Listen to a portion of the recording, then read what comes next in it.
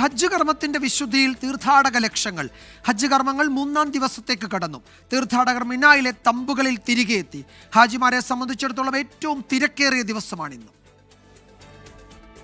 സൗദിയിലെ ഈദ്ഗാഹുകളിലും പള്ളികളിലും നടന്ന പെരുന്നാൾ നമസ്കാരത്തിൽ നിരവധി വിശ്വാസികൾ പങ്കെടുത്തു.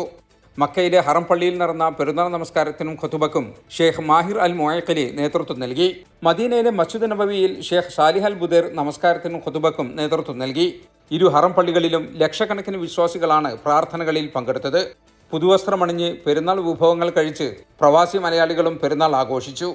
സൗദിയുടെ പല ഭാഗത്തും പെരുന്നാളിനോടനുബന്ധിച്ച് വൈവിധ്യമാർന്ന വിനോദ പരിപാടികൾ സംഘടിപ്പിക്കുന്നുണ്ട്.